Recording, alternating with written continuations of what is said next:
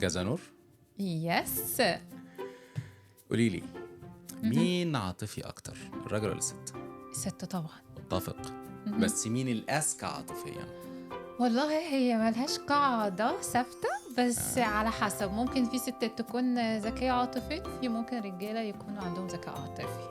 الماجورتي انا شايف ان الرجاله بطبعها هي الأذكى عاطفيا. ممكن، بس مش كل الرجالة. نسبة 1% اللي ما بيننا على طول دي لازم تجيب لك على مسمار جحا. يا بنتي الراجل نعم يا بابا. هو الأقدر على أيوة يعني بنصحك. الراجل هو الأقدر على إدارة انفعالاته. أيوة إثارة. كنت أقول لك إدارة انفعالاته. الراجل هو الأقدر على إدارة انفعالاته. أيوة تمام. فخلقتنا كده، دي حقيقة. أوكي تمام. اتفق معاك. فالذكاء العاطفي هو إني بوجه مشاعري في اتجاه معين في وقت معين بتحكم فيها. ده مش عندكم الستات، هي كتلة مشاعر. لا بس برضو الست لما بتوصل لمرحلة النضوج بتقدر ان هي يكون عندها ثبات انفعالي برضو، وتقدر تكون ذكية عاطفيا، ما بتبقاش غبية عاطفيا. ما قلناش غبية، انا بقول مين اذكى، بمعنى في ذكي واذكى، ما قلت ذكي وغبي. لا برضو في ستات كتير ذكية عاطفيا مش لل1%. طب ما تيجي نشوف النهاردة في حلقتنا مع 2 مش كابل فكرة الموضوع دوت ورأيهم. يلا بينا. ايه رأيك؟ يلا بينا. اوكي خلاص. بونجور عليكم يا جماعة، والنهاردة معانا حلقة جامدة جدا as usual طبعا، وبنرحب بضيوف حلقتنا الاثنين entrepreneur. معانا إلسا. هاي إلسا. مرحبا. ومعانا ناز. شرفنا بيكم. ممكن بقى تعرفونا بنفسكم؟ أكيد. شكرا لكم على الاستضافة. ميرسي. أول شيء أنا اسمي إلسا خليل، مؤسسة شركة خليل سيرفيسز. نحن بالميدل إيست بنساعد الطلاب العرب in general يجوا يتابعوا دراستهم بكندا. That's good. we focus على هذا الموضوع. حلو كتير. ناز. نزي حنا، أنا عندي جيم 400 اسمه للريهاب، وساعد الأثليتس to build up for their sport. حلو كتير جدا. معانا الكوتش هنا أول نسكوتش. أيوة. لازم نستفيد منه. لازم ناخد منه برنامج دايت قبل ما نمشي. نستفيد منه. طيب قبل اي حاجه انا عايز اقول ان هم مش كابل as always. ماشي. فاللي هنتكلم فيه النهارده والنقطه الخلاف بيني وبين نور، مين عاطفي اكتر، الراجل ولا الست؟ الست طبعا. بس مين اذكى عاطفيا؟ اذكى عاطفيا. No it's a depend. بس انتوا أنا ممكن شايف إنه تقولوا لنا الراجل. من رايكم. انا شايف انه الراجل. انت شايف الراجل أذكى عاطفيا. بس ما بالأول خلينا نفهم شو يعني أذكى عاطفيا. يا ما هي دي بقى. أوكي. قول لنا يعني ادينا بريف كده عن الموضوع. الذكاء العاطفي أنا برأيي هو مين رح يقدر يتحكم بعواطفه أكتر ويعرف بكل موقف يكون في عنده قرب عاطفي. إذا من هيدي الناحية أكيد الرجل هو أذكى عاطفيا. برافو. لأنه هو الرجل بيقدر يفرق بين his emotions وقراراته. Don't let your emotions dictate your actions. نحن كرجال بنقدر نعمل هيدا الشيء، بس انت كست خليتنا ما كده. بتقدر تعمل هيدا الشيء. مش مطلوب منك تعمل هيدا الشيء، انت لازم تضلك عاطفية اصلا. الله. بس انا عندي بص يعني الذكاء العاطفي ان هو بيكون الشخص برضو يعني كتعريف عنه ان بيكون الشخص منصت جدا، بيعرف يعمل كنترول على الاكت بتاعته، بيعرف ان هو ازاي يكسب يعني يكسب اللي قدامه. يكسب الناس اللي حواليه. بالنسبة للست ما بتكونش دراما كوين.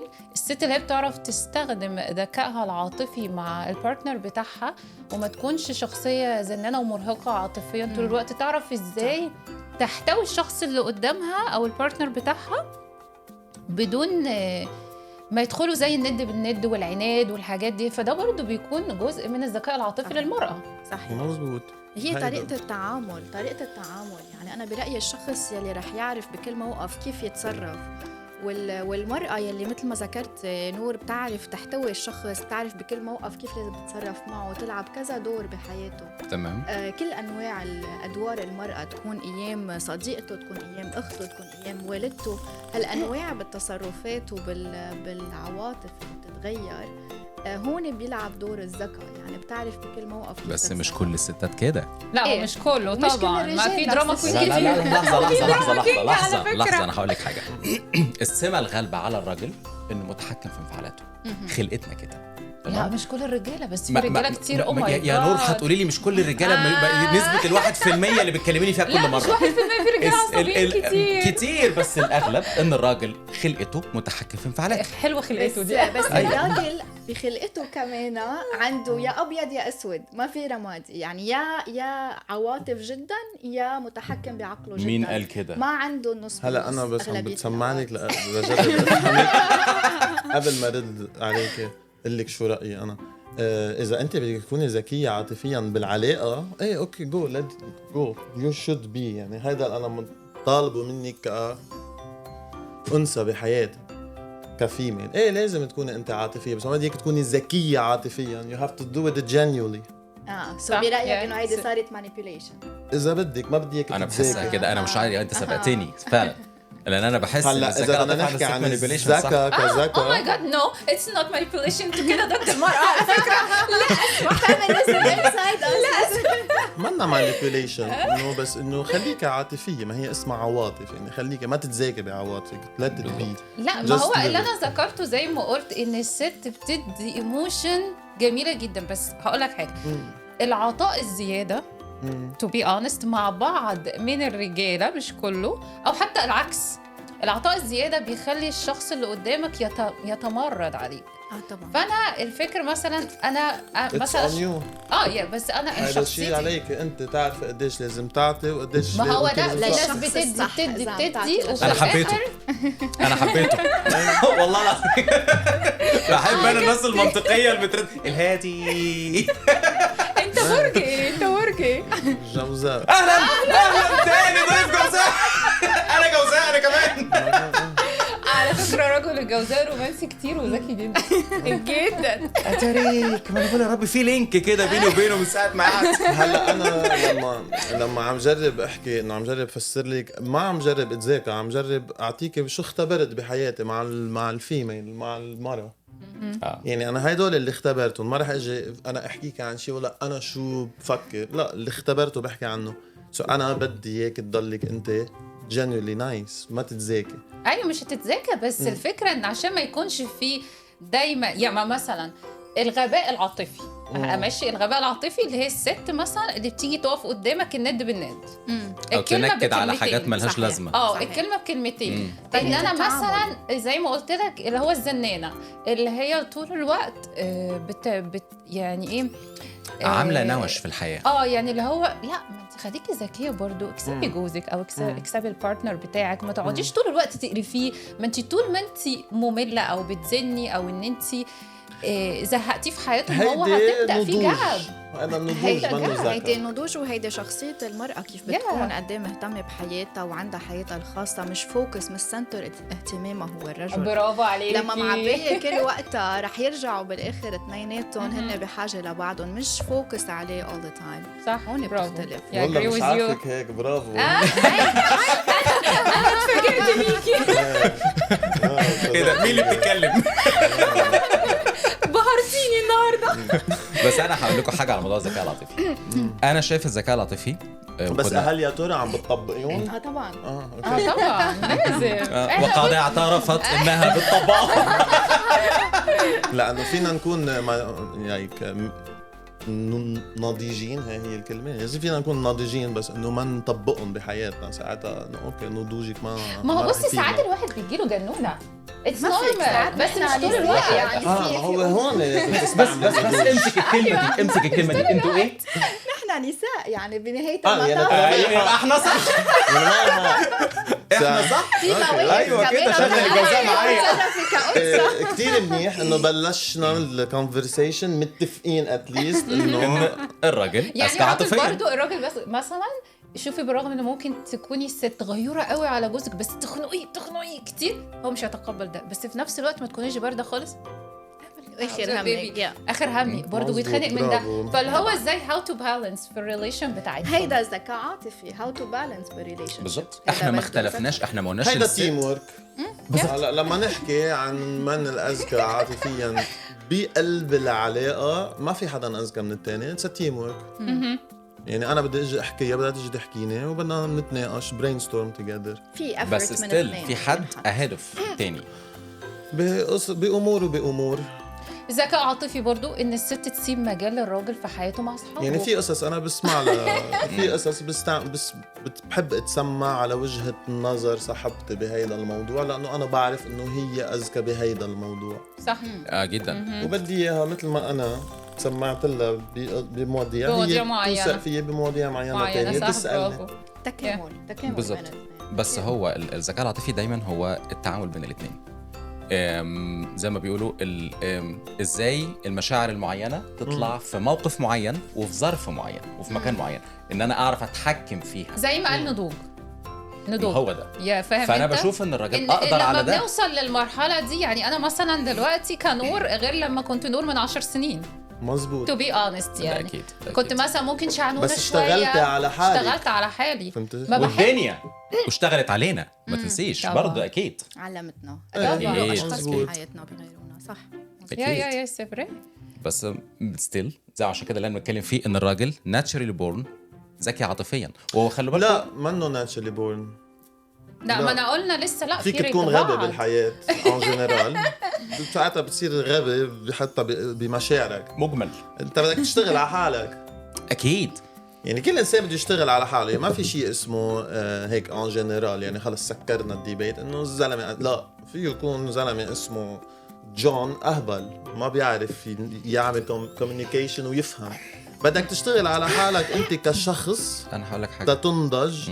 ساعتها معقول انت كأحمد تصير أذكى عاطفيا من صاحبتك، بس مش ضروري فيها تكون صاحبتك أذكى منك، لأنه أنت ما عملت الهوم ورك تبعك. ما اختلفناش، بس أنا بتكلم في المجمل. أنا دي بقيسها زي إيه؟ هقول لك. زي مثلا الراجل أقوى من الست جسمانيا، ده أمر مسلم بيه، هو اتولد كده. بس في أكيد راجل هزيل وتبقى الست أقوى منه. مظبوط. دي طفرات، بس السمة الغالبة إن الراجل هو أقوى، خلقته كده. فالراجل خلقته انه متحكم في انفعالاته، الست هي عباره عن كتله مشاعر، وده ربنا خلقها كده عشان مش كل الرجاله دورها المطلوب منه امومه، احتواء. اعمل ايه؟ مع انه في رجاله لا عصبيين وفي رجاله جدا عصبيين. خلينا نقول اذا بدنا نمشي بنظريتك اللي هي نظريه حلوه، خلينا نقول نحن بنخلق كرجل مختلفين عن المرأة بتكوناتنا. مزبوط. تمام. يمكن نحن بنكون physically we are better but like emotionally ما بنحس وبنفكر قد emotionally. ده أكيد. هلا مع الوقت لما تبلش هي تشتغل على حالها وأنا أشتغل على حالي you become intelligent بيور feelings بيور أفكارك. شو بيسموها؟ emotional intelligence. هيدا الذكاء العاطفي. يعني أنت مثل ما هي عم تقول إنه في عندك رجل عصبي، طب بس هو كمان emotions. يعني أنت هلا صرت كمان أذكى منا عاطفيا. الذكاء مش دايما قصدك إذا بوزيتيف أو نيجاتيف. يعني هيدا بس برجع أنا برأيي إنه أنت لازم تشتغل على نفسك كإنسان. naturally من غير ما يشتغل على حاله. naturally الست هي كتلة مشاعر. الست هي ups and downs في لحظة. الراجل مش كده. يبقى ده اللي قصدي. غير بقى انت اكيد بتثقلها بالشغل على نفسك. خلينا نحن نحكي عن نحن شو عم نختبر هلا حاليا بالسوسايتي. ليش بدي احكي انا اذا بدك هالقد تكبر؟ هلا شو عم نختبر نحن بال 2025؟ عم نختبر انه ما حدا عم يشتغل على نفسه كفايه ليكون ذكي عاطفيا او ذكي. فهمت علي؟ صح. يعني هلا هون اختلف الميزان، انه هل هو ترى الرجل اذكى عاطفيا من المراه؟ لا، بطلت سؤال رجل او مراه، صارت سؤال قديش عدد العالم يلي عم تشتغل على حالها تنجح وتكون سكسسفل وتكون ايموشنال انتليجنس، وقد في عندك عالم ما عم تشتغل على حالها ما بهم الموضوع. ساعتها هون اختلف الميزان. عارف ليه؟ بطل امرأة او رجل. لان الكل دلوقتي بقى اناني.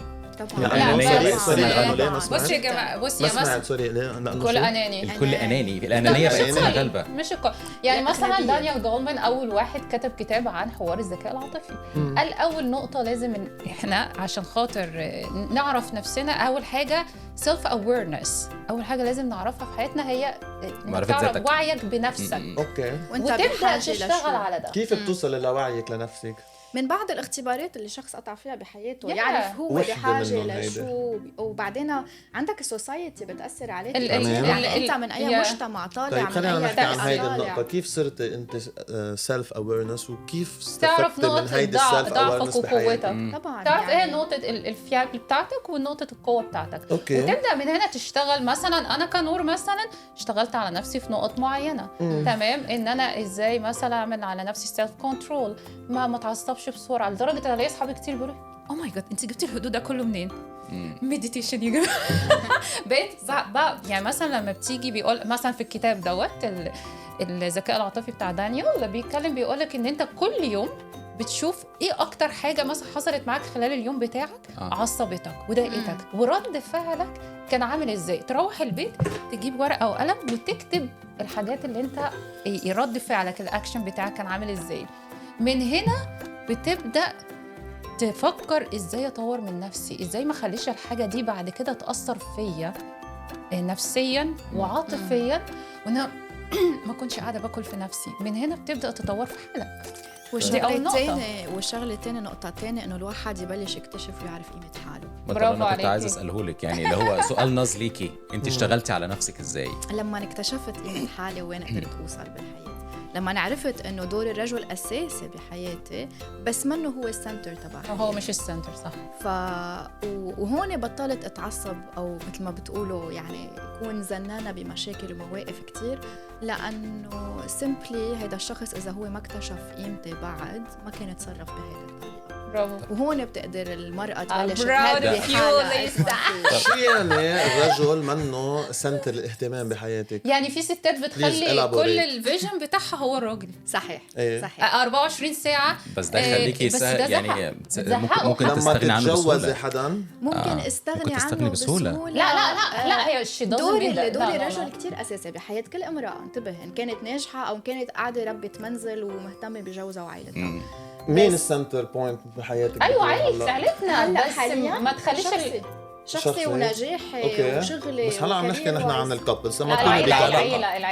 العلاقة إذا كان في شخص عم تيم ورك، إذا لقيت شخص عم مين السنتر بوينت، مين السنتر اوف اتنشن بيكون تبعك لما تكون عم تلعبي تيم؟ العلاقة مش الشخص. العلاقة نضلنا محافظين عليها. مع علاقة مع مين؟ انت شو مع الشجرة؟ ما انت بعلاقة مع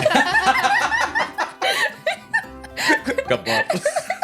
يعني بدك توصل لحتى اقول لك انه السنتر اوف اتنشن هو الرجل اذا كان يستحق. لا عيلتك، اذا كان يستحق يكون السنتر اوف اتنشن. خليني اخبرك شغله. مزبوط. حلو كتير حكيك ناز. خليك فريش كده ناز. وحياتك انا كتير فريش. احنا عاملين البرنامج انا كتير فريش اللايف كوميدي سمايل وانجوي. انا كتير فريش. انت سيريس؟ بني فريش ولا بنك حاسيني فريش؟ حاسك سيريس. ليه والله لا اتس فريش، بس انه ما في اذا انا فريش غير قناعاتي. لا عادي قولها بقى، كل قلب رحب. بس ما انت بدك رجل بالحياه. انت شو عم تقولي؟ شو بدك بالحياه؟ بدك رجل. الرجل عنده دور. الرجل دوره انه قناعاته ما يغيرها. طبعا. عرفت كيف؟ هون عم تحكي لما الرجل يكون رجل. بس خلينا نرجع شوي. لا انا بدي اعترض. تمام معها حق جميل، الا معها حق، الا معك حق. ما ينفعش. معك حق. بس الواحد ليصير رجل ايه this is a journey. مثل ما هي راحت قريت بالكتاب وشافت انه self awareness this is how I do it، شو هن الستبس، واشتغلت على حالها. انت شغلتك تشتغل على حالك تصير رجل. جميل. بس اللي انت بتقوليه هو دلوقتي بقى كلام الفئة الغالبة من الستات لما تحب تهرب من نقاش، لما يبقى فيه رجالة، مش لما يبقى راجل الأول. فاهم؟ لا بس هي مين اللي بيحدد مفهوم الرجولة، الست ولا الراجل؟ المواقف. 2025 صرنا تقريبا. أيوة. مفهوم العلاقات ودور الرجل بالعلاقات ودور المرأة بالعلاقات صار كتير مختلف عن أيام زمان. ده أكيد جدا الأدوار اختلفت كتير. فإذا نحن بدنا نحافظ على اللي نحن ربينا عليه والثقافة والعيال اللي شفناها وربينا فيها، ما عم بتكون حاليا نفس الشيء. يعني لما عم نقول ما عم نلاقي رجل عنده المواصفات اللي نحن ربينا عليها وعم ندور عليها، كمان النساء بطلت نفس النساء اللي كانت موجوده من قبل. ما يبقاش ان تحديد ما تعريف الراجل جاي من ست، لان ده بقى دلوقتي كل كلامكم اصلا ما بقاش في رجاله، اصلا انا مش لاقي راجل، اصل وتش تعميم انا بشوفه مهم. ما في رجال معها حق البنت والله ما في رجال، ما حدا عم يعمل شغله. صح. وين يعني ما عم بفهم عليكم. بص تو بي ليش رح لك ليش من ساعه الحوار الاندبندنت وومن برضو خلى رجاله كتير جدا تتخلى عن دورها كرجل، وخلى ستات كتير تتخلى عن دورها كأنثى، فبقت الست هي هلا خليتيني ابتسم. وصلت للموضوع على اساس اللي رح نحكي فينا. هيدا الكتاب اللي انت قريتيه اللي غير لك حياتك لازم تشاركيه مع العالم تسمعي. دانيال جولمان يا جماعه. هو حلو الانسان دائما يعرف هو شو رجل عنده ABC to do، المرأة عندها شغل to do. ما حدا بحل مطرح حدا، بدي اياك تضلك بليزة خليك انوثه هيك حلوه مهضومه. وعمر ما تعريف الراجل هنيجي من ست. الست بتعرف الراجل على حسب اهوائها.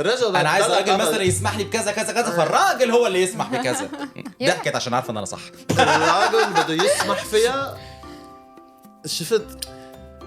لا مش هيك ابدا. هو منك متحكم انت بحياتها، هي مخلوقه مثلك. اوكي، بدك تتعامل معها بطريقه نضوج ايموشنال. بدك تفهم المراه، ما فيك تكون بعلاقه مع مرأة وما بتفهم شو هي المرأة توتالي ديفرنت عنك.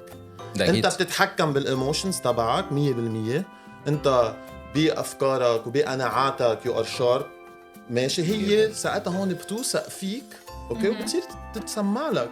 اذا انت emotionally you are distracted everywhere ومنك رجل ومنك يعني رجل بحق وحقيقي، هي ما رح توثق فيك وتحس انه هي شي safe with you. اوكي، ما رح تقدر اوكي تسمع لك.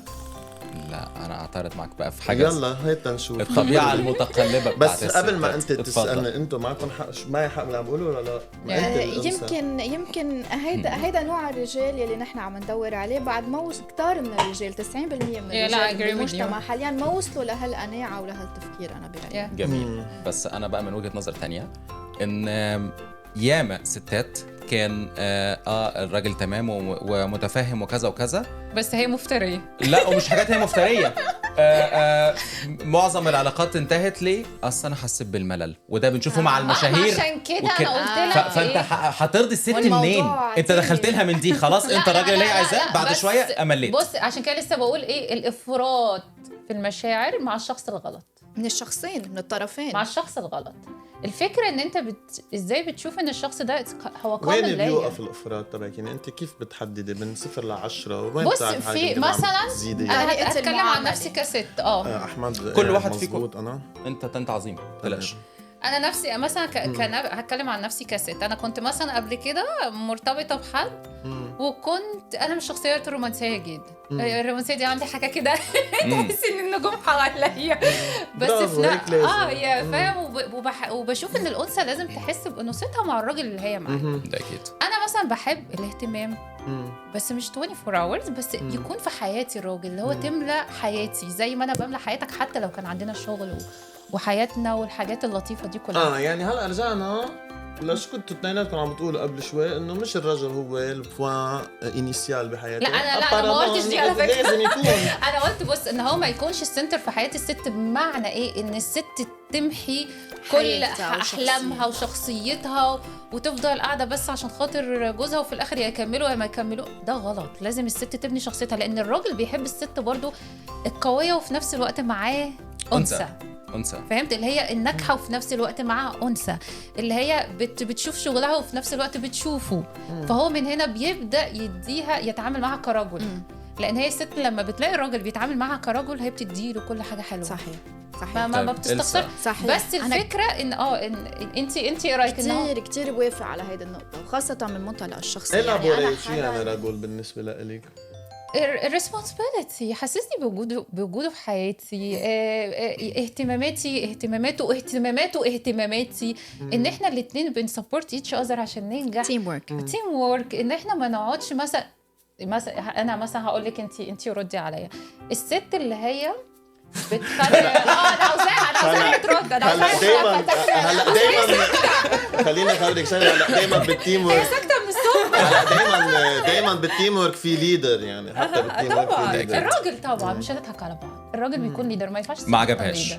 ايوه نظره وشها قالت ما عجبهاش. ما هو لما انت الراجل بيكون بيديكي كل اللي انت محتاجاه. طب ما هو هيز ماي مان. ما هو لو انت الليدر يا إلسا مش هتشوفي راجل. نعمل هلا انت تقعدي هون وانت تفتح هونيك كيف، لانه صرنا انا وياها ضدك انت وياها.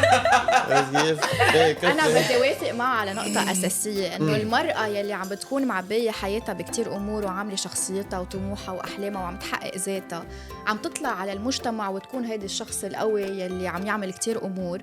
بس بنفس الوقت بدك الشخص اللي يكتشف انه جواتها بدها ترجع على البيت وتلاقي حدا قادر يحتويها ويطلع هيدي والحاجات الجميله دي اللي ما عم تقدر تعيشها برا بالمجتمع.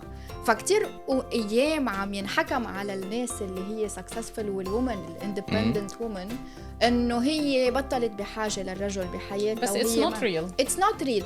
الرجل منه سنتر حياتها، بس هو دور كتير اساسي. الست ما تقدرش ما تكون من غيره. it's not logic. انت ربنا خلق ادم وحواء. بس هون كمان الرجل هو اللي بده يوصل للنضوج اللي حكى عنه ناز، انه يقدر يتفهم هالشخصيتين اللي موجودين داخل الانسان. بالمثل اللي انت قلتيه ترجع من البيت تلاقي واحد يحتويها وكل الكلام وهو نفس الفكره. طب هو ما هو راجع البيت برضه مستني وهي هتحتويه.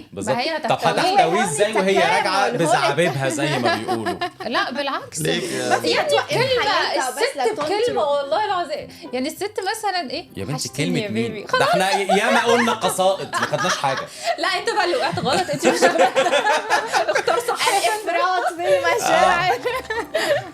انت اخترت غلط. بتعرفي شغله هيك خليتيني افكر بصراحه، بس مهمه خليتيني افكر. بص نظرات إلسا لي. لا هلا انا بحكيها هيك. ركز حضور ايه. هي بتعرفني صديقتي. انت شو بدك؟ في عندك مرأة بدها تكون سكسسفل بحياتها وبدها تنتبه على شغلها وبدها تبني براند، بدها تبني بزنس، بدها تكون سكسسفل بيرسون. في عندك غير وحدة اسمها نيفين، حلمها يكون عندها عائلة وولاد وتعمل تزرع ورد برا، عرفتي كيف؟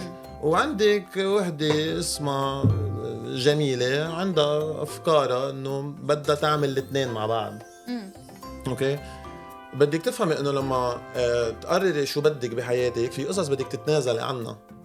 التنازل مش يعني أنت ما بقى بطلتي successful، بتتنازلي عنها هلا for like couple of years بعدين بترجعي. الزلمة ما عم بيجرب، يعني اللي انا عم جرب زي اجازه الامومه والحاجات دي. يعني انا عم شوفه هيك اخر فتره هيك كتير ناشط، يعني حلو، منه شيء مش حلو. يعني المراه عم بتناشد انه بدها تكون سكسسفل وبدها. طب مين مانعك؟ روح اعملي. طب ما نكون سكسسفل جوه وبره. هون دور الرجل يفهم ويقول هيدا الحديث. يعني الرجل يكون متقبل متفهم لهيدا الموضوع. هي شو بدك فيي؟ روح اعملي. مين قال لك بالحياه انت؟ لانه لما بدك تكون بريليشن شيب الرجال ما عم تكون متفهمه ومتقبله لهيدا الموضوع. هون عم لانه انت بلا رجل ما بتقدري تتواجدي بالحياه. بالضبط. والرجل بلا امرأة ما بيقدر يتواجد بالحياة. يكملوا بعض. ونحن اثنيناتنا ما بنتواجد بالحياة إذا ما بنبني عائلة. بس احنا مدركين الحقيقة دي، انتوا لا. اي لا احنا عارفين ان ما نستغناش عن الستات. كل من خلال هون بيجي الذكاء العاطفي. ايوه بس اسمع الكلمة دي. اسمع بيجي الذكاء العاطفي. ايوه انه انت كرجل لما المرأة ترجع على البيت وفي رجل هو he's providing، هو عامل انرجي في بقلبها كل هالايموشنز وكل هالعواطف، المرأة رح ترجع على البيت وبتنسى كل يوم اللي كان صعب. وهو كمان نفس الفكرة. ليك انا ما بتذاك عليك. انا عمري 34 هلا اوكي. عم بجرب شوف انه انا كيف بكون بعلاقة. يعني انا ما عم بيجي اتفلسف عليك قريته عم بختبر الحياة. يعني عم بفكر شو المزبوط وشو مش مزبوط، بتسمع لهيدا، بتختبر، تقعد. بس انه انت لتنجح بعلاقه مع حدا اوكي، ما نحن اذا فايتين على العلاقه بهيدا الكونسبت مين اذكى ومين اقوى ومين ومين ومين ومين ومين ما بتزبط. هون صرنا عم نقيسها. انا برايي اوكي مثل ما هلا إلسا عم بتقول ما انا بدي الرجل يتفهمني. يا اخي ما بدك حدا يتفهمك. انت بالحياه you are free to do whatever you want, go do it اوكي. بس بالحياه بتلتقي بواحد اسمه خالد، نزيه، احمد، جان، هيدا جان منتبه على حياته، عم بيكون رجل، عم بيعمل الهوم ورك تبعه، عم بيشتغل، عم بيسعى، عم بيكون اندبندنت، عم بيروح على الجيم، عم بيعمل التزاماته، عم بيدرس، عم بيفتح بزنس. انت كمرأة تنظري له لهيدا انه I am interested in this guy. ليه؟ لانه فرجيكي نوع من الديسيبلين، فرجيكي نوع من الهارد ورك، حسسك انك انت you are in a safe place. اوكي، اذا انت هلا جيتي حبيتي تكوني معه لجان، اوكي، هيدا جان ما عم بيجي يلغيكي، بس انت كانوا اهتماماتك تكوني معه، مزبوط، ليبدا تبني عائله. سو هو السنتر اوف اتنشن بده يكون هلا تبعك، وخصوصا لما يجوا اولادك كل حياتك بدها تكون هي عم تربي اولادك. وهول 5 سنين انا ما عم بطلب منك تكنسلي الامبيشس تبعك وتكنسلي كل شيء. جو دو ات. ما انا بدي اياك، ما انا حبيتك وشفتك وانغرمت فيك لانك كنت طموحه. ما هو دوت بقى تيم ورك ان الراجل يسبورت هير. وي ار سبورتنج. يا بس مش كله، بس بدك تفهم انه عندك 5 سنين 6 سنين بدك تنتبه على الاولاد. اتس نورمال. اكيد طبعا أنا في حاجه او رح تصير ام، رح تنتبه على عائلة. انا حاسس انك اساسا جواكي كلام كتير عايزه تقوليه. ما انا عاوزاكي سمعينا صوتك. اديني بقى تحس ايه، خلي بالك ايه، بتوزن الكلام قبل ما تطلعه. لا طلعي كده. كل امرأة بدها تبني عائلة وتعمل او تجيب اولاد وتهتم بزوجها وبعائلتها. طبعا هيدا شيء اساسي، وهيدا شيء دي الفطرة السليمة زي ما بيقولوا. الحياة يعني ما في ولا مرأة بدها بس تضلها ناجحة بحياتها. بس نحن عم نرجع لنقطة انه هالرجل يكون متفهم لهالكاركتر عند المرأة. المرأة يمكن طبعا اذا هو حدا ناجح المرأة رح تكون داعمة له بكل شيء. واثنين لازم يدعموا بعضهم. ولما يوصلوا لمطرح انه في عائله، هذا اتفاق مشترك رح يصير. اذا هي رح توقف حياتها الشغل كومبليتلي وتهتم باولادها لفتره 5-6 سنين، او رح تجرب تكون بين اثنين، اكيد ما تقصر مع عائلتها. ما بعتقد انه فيها تكون بين الاثنين ألسا. هيدا بيصير اتفاق بيناتهم. يمكن هي لما تصير على فكره على انه الامومه والاولاد هن من اصعب الامور واهم الامور بالحياه. سيفري انا معاك. انا معاك جدا. انا ما رح اقدر احبه لهيدا اللي لسه ان شاء الله هتعرف. ما في ان شاء الله ان شاء الله تعرف. هلا يمكن احنا ما بحق لنا نحكي عن هذا الموضوع، ما عندنا اولاد، ما بنفهم فيه. لا بس هي صعب. اتس ميشن بجد كبيره. دي ميشن تاني خالص. هيدا النقطه نحن الراجل متوافقين على نقطه انه اكيد الاولاد رح يكونوا سنتر اوف اهتمام للبي وللام. اكيد طبعا.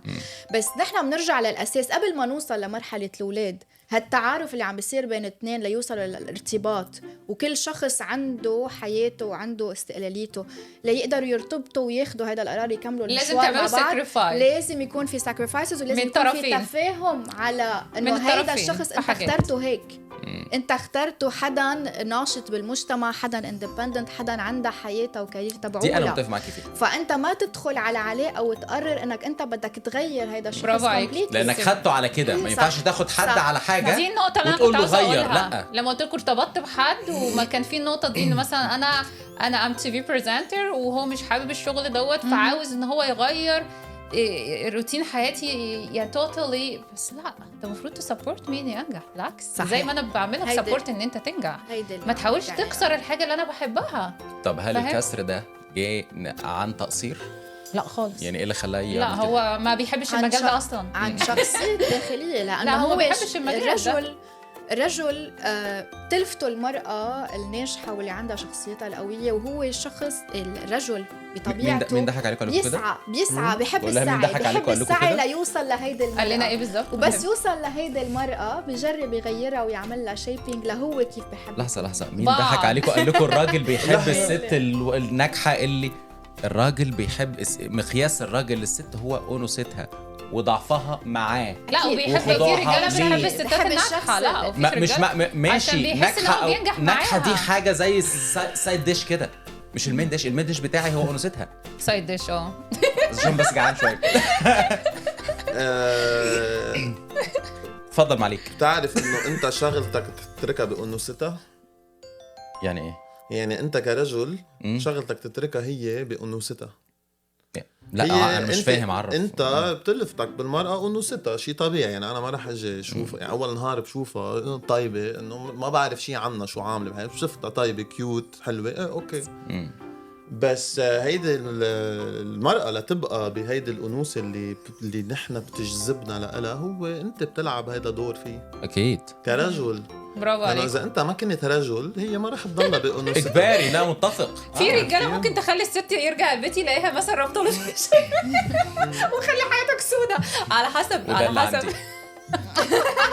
بعرف اذا عم بفهمك يعني. انا بحب افكر بهاي هلا انا بتلفتني المرأة الناجحة لانه هذا الشيء بيفرجيني انه هي منا من نوع العالم الفاشلين بالحياة، ما منا سطحية، منا مثل الرجل. لأنه وصلنا هلا بأيام كمان ما فينا ننكر. بس هو الفشل بالحياة مش فشل مهني. صار في كتير يعني مش معنى انها مثلا في ستات زي ما انت قلت مثلا نيفين هي حابة انها تبقى ست بيت، مش حابة انها تشتغل، فهي ناجحة كست بيت، ناجحة بالظبط. فهو مش شرط النجاح المهني. على فكره الامومه نفسها برضو نجاح يا جماعه. اتس بيج ميشن وصعبه كتير ان انا اربي ولادي.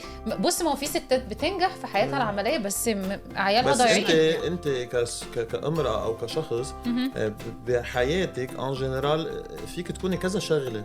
يعني انت مالتي تاسك انه ايه فهمت شو قصدي يعني انت هلا حضرتك بتشتغلي كمذيعه من 10 سنين ما كنت حضرتك دي حسستوني ان انا انه من 10 سنين ما كنت تشتغلي هذا الشيء، كنت تشتغلي غير شيء. كان معروف عنك انك انت بانكر، كان معروف عنك انك انت مذيع. بحياتك يو ار ان جيرني بتشتغلي كذا شغله. الام عرفتي كيف؟ الأمومة غير الإحساس غير. أنت خلاص لما يجي الولد أنت صرت أم، ارتفعتي وصرت أم، عرفتي كيف؟ أكيد طبعا. بس هيدي المرأة أنا لا أتركها أم وأنوثة، عرفت كيف؟ بدنا نرجع للمنطق تبع هو إنه شو دور الرجل وشو دور المرأة. أنا اكتشفت أوكي هيدي مع خبرتي أنا إنه إذا الواحد ما بده يعامل المرأة إنه هو he's taking care of everything هي ما رح تضلها بأنوثتها. برافو. ما رح تضلها بأنوثتها. وده اللي قلناه في حلقة قبل كده إن الراجل بالعكس بيحس برجولته هو taking care في كل حاجة. يا أنت 100% شفت كيف هلا حطيت هلا وأنت كل ما بدك تحس حالك برجولية أكبر وأكبر وأكبر هو إنه أنت تضلك عم تعمل هيدا الشغل كل يوم. انا كونسيستنت. دي حاجه بتبسطني، ان انا بسهر على رعايتك وراحتك وباخد بالي منك. هو ده احساس الرجوله بالنسبه لي. زي ما انت حاجه تبسطك انك مثلا يبقى بيتك مترتب او ان يعني جوزك يرجع يلاقي نفسه مبسوط معاكي او مريحه.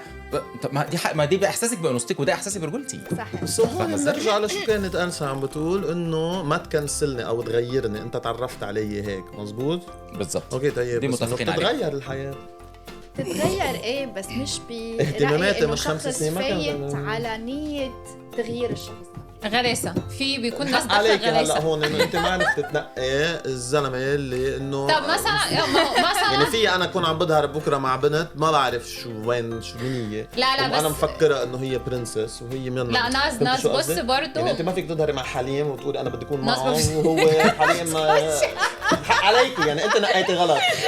نو تيجي ترجعي تقولي انه الرجال عملوا اخي انت نقيتي غلط. نو ما لهيك نحن اليوم عم نحكي انا برأيي على موقفي الشخصي انه نحن بعدنا على مرحلة التعارف ونفوت بريليشن شيب. بعد ما وصلنا لزواج ذكر الايموشن.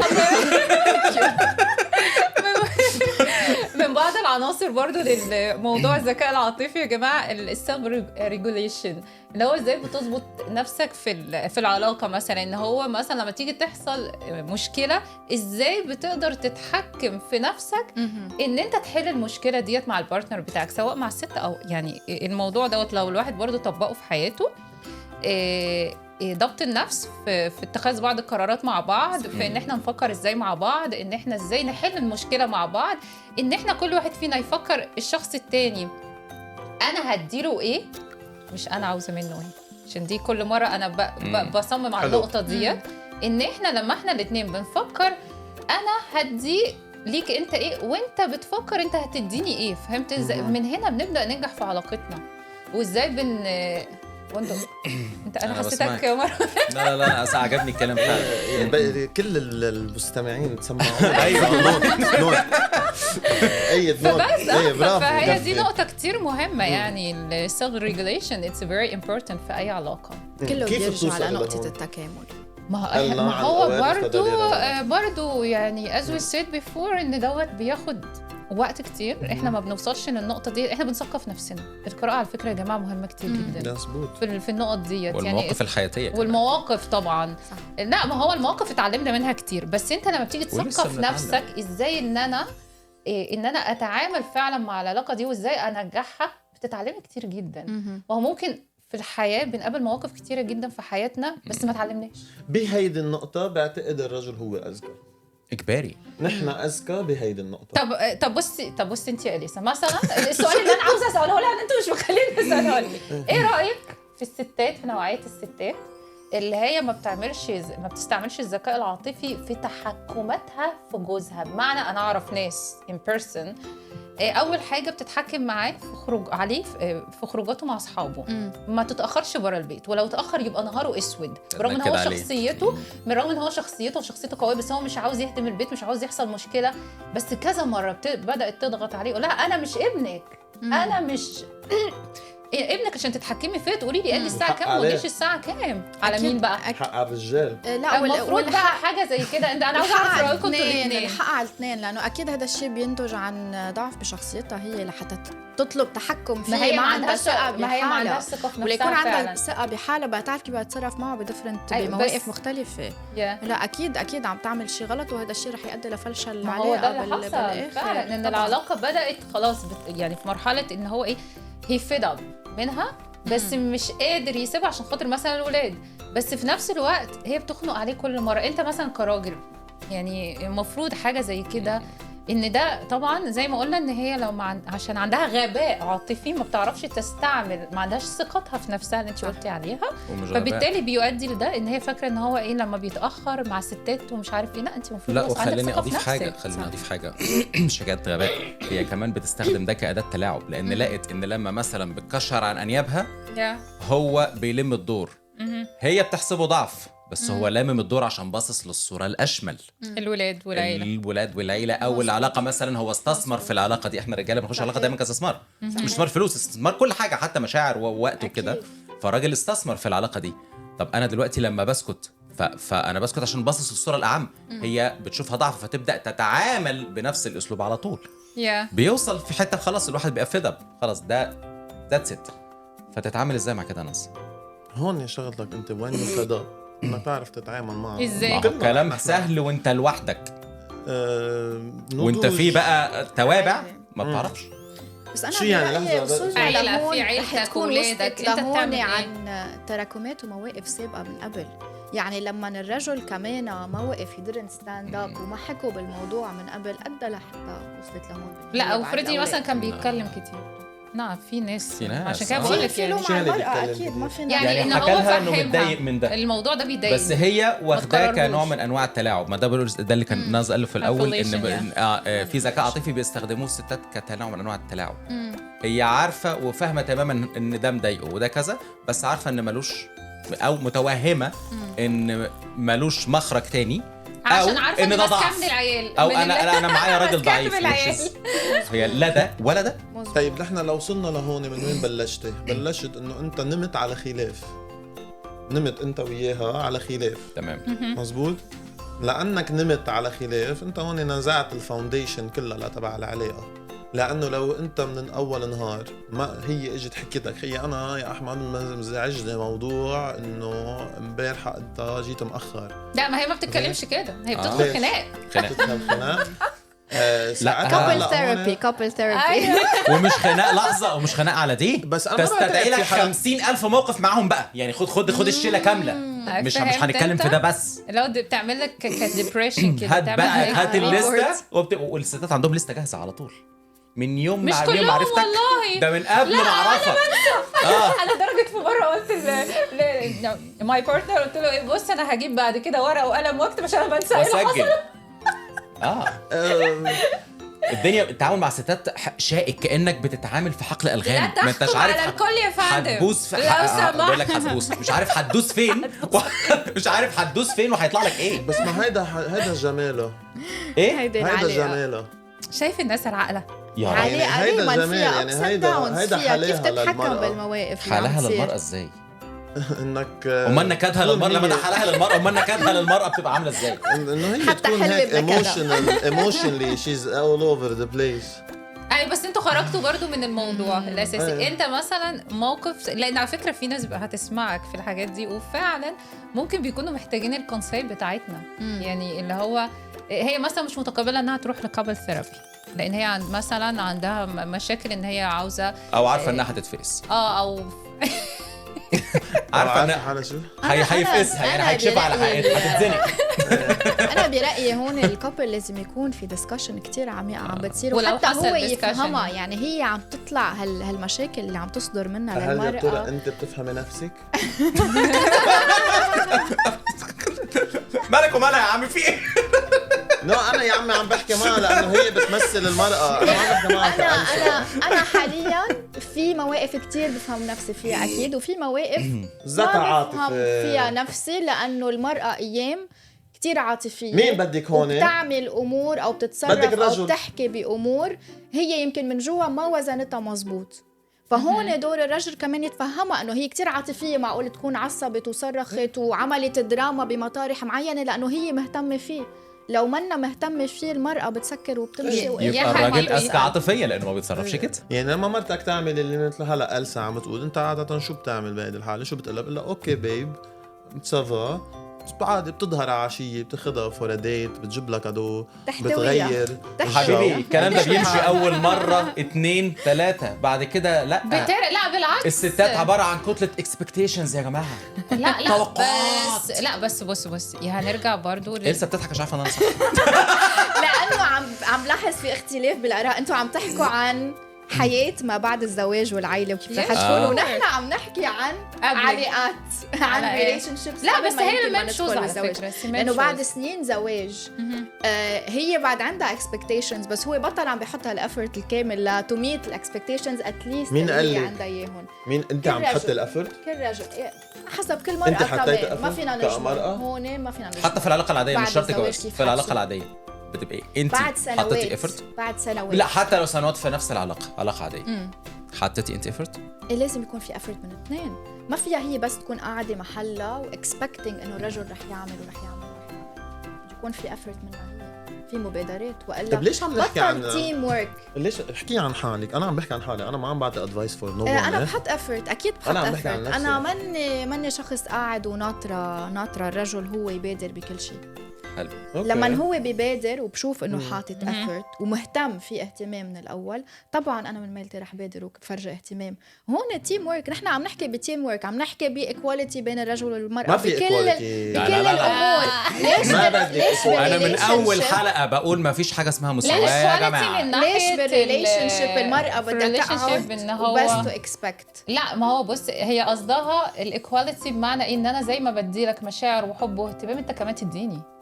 ما ينفع، لكن مش بتتكلم في الحياه العمليه او في ايه، لان الراجل غير بالريليشن شيب المساواه. انت عم تعمل دورك، انا لازم اعمل دوري كامراه لنحافظ على هالريليشن شيب. دورك حلوه الكلمه دي، دورك كامراه. زيدي صرنا هون نحن عم نعمل عمليه اوف اكسشينج، مثل كانه عم نشتري شيء. يعني انا بعمل هذا انت بتعمل هذا غلط. لا مش اكسشينج. هو انا ليه اقعد اديك في حب وانت تديني في اهمال وعدم سؤال ولا انت بتعرفي صار لي 34 سنه انا عم بظهر مع كذا حدا. 34 سنه يا مفترض انه ايه ما قصدي انت عندك سنه يعني 5 سنين بس. انا هلا حاليا مع شخص بيعقد، بس انه عم تتغير نظرتي لكيفيه التعامل مع بالعلاقه. It's completely different.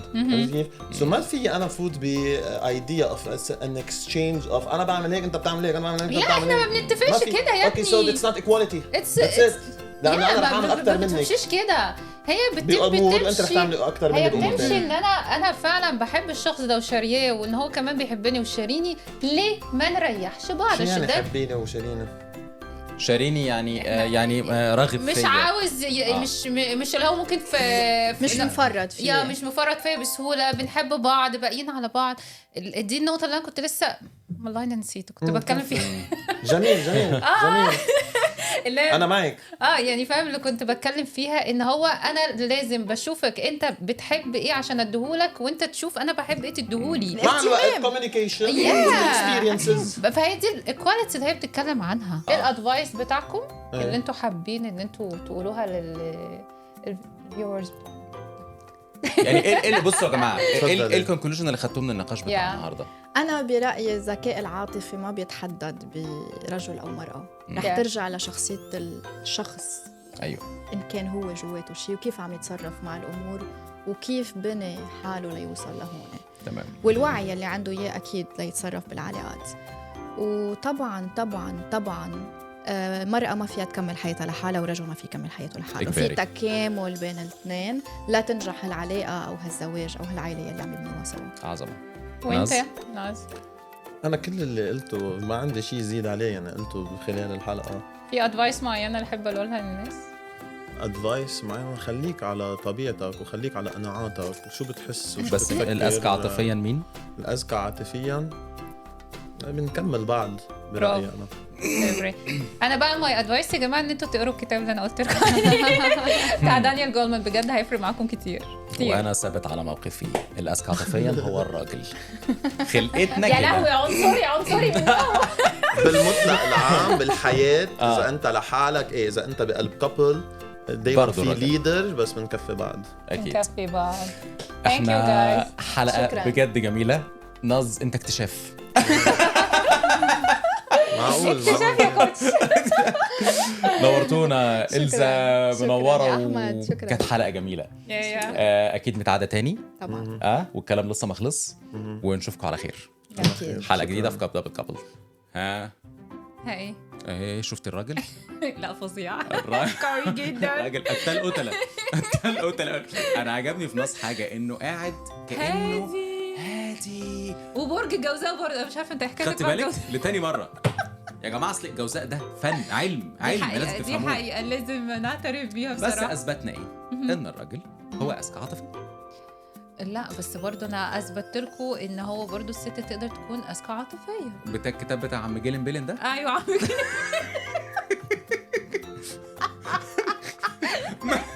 ماشي ده يا ابني كتاب حصل على اكتر مبيعات في العالم والله العظيم. الحمد لله. لسه عارفه على جوجل الصبح دي ولا ايه؟ لسه الاحصائيه دي شايفاها النهارده لسه النهارده الصبح. بس عموما كانت حلقه حلوه ومميزه كتير. إلسا وناز بجد كانوا قويين، لانهم كمان مختلفين تماما. ففي كونفليكت حصل ظريف كده. لا كونفليكت جامد جدا. مهما حصل هيفضل هدفنا يا نور ان العلاقات ترجع زي زمان. بس كده. نشوفكم في حلقه تانية.